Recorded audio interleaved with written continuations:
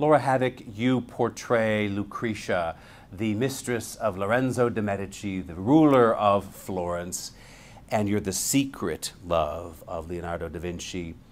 Does Lucretia really love both of these men? What was fascinating about season 1 was that I realised that she was capable of love. She was capable of falling in love, and I think that was with Leonardo da Vinci.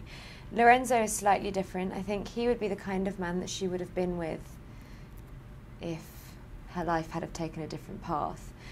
The reason why she's with Lorenzo is actually because she's being told to be with him, and she's getting information about the Vatican from him and about Florence and feeding it all back to Rome. So actually their relationship is not based on attraction, not based on just, you know, attraction and wanting to be with somebody romantically and physically.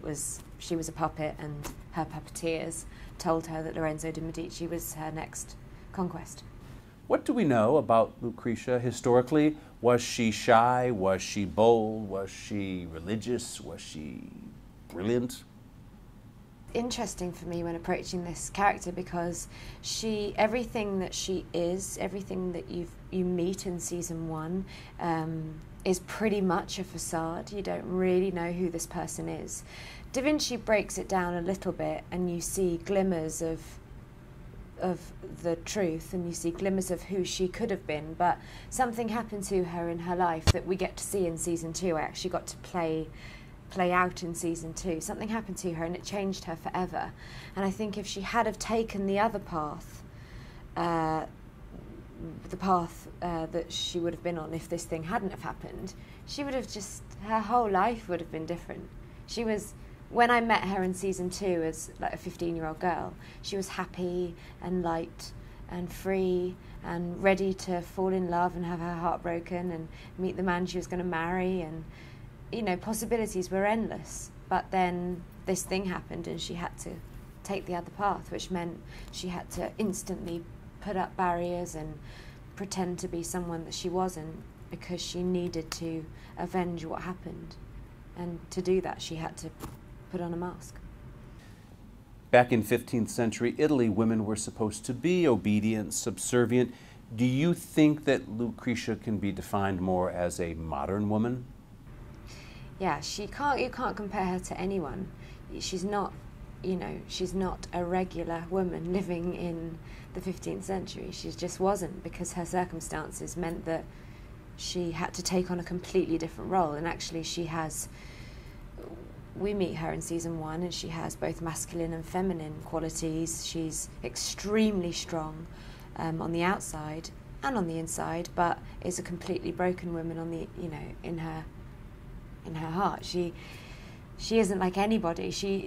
Her life is different because she's living a very solitary existence, and she's not living in the moment because she is trying desperately to rectify her past.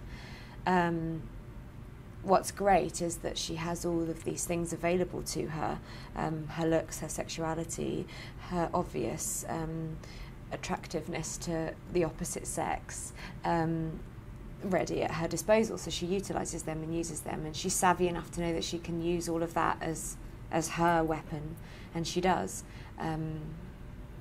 But you can't sort of compare her to Clarice or Vanessa or any of these other women that were living and existing at that time, because she's an anomaly. When Leonardo and you meet, he's of course painting your portrait, and that's a very innocent way for you two to meet and slowly kind of get smitten with each other, isn't it? I liked it. It was very, very, very believable. Was it more lust than love, do you think, at first, or? I think Lucretia just loved the way he saw the world. Her eyes are tightly closed, and all she can see is her past. His eyes are wide open, and all he can see is the future. And that was an amazing feeling, to be with somebody like that. I think she instantly felt safe, attracted,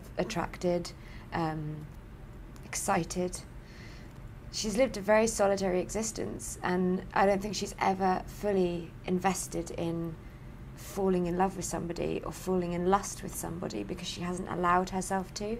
Because up until now, the men that she's had relationships with have been work. They're a means to an end.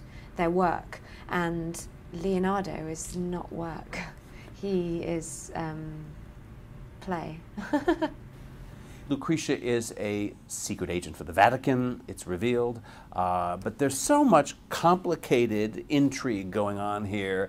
There are the Ponzis and the Medicis and the Vatican. Do you personally ever get confused by who's intriguing with who? Yeah, I get very confused. There's lots of different things going on, different characters, different families. Yeah, I get confused. Do you personally like Leonardo da Vinci? He's not an easy man to like. Yeah, I think he's a bohemian, charming, crazy, interesting, fascinating, beautiful artist. Yeah. Why? What's not to like? His eyes are wide open, and he's ready to. He wants to paint the next best thing, invent the next best thing, see the next best thing, fall in love with the next best thing. He's ready and inquisitive and curious about everything.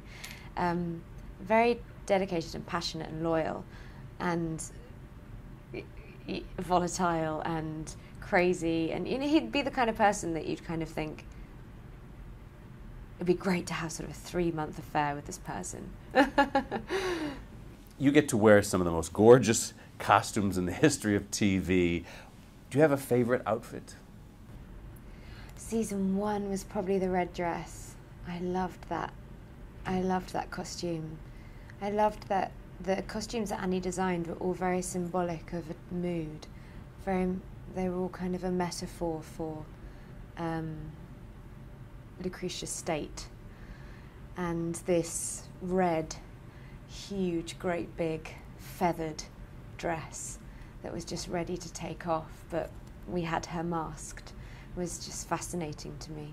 That she's a bird, and she's just ready to fly off and leave all of this crazy stuff behind her, but she's painted red, so there's some sort of dangerous stroke about her. I loved that.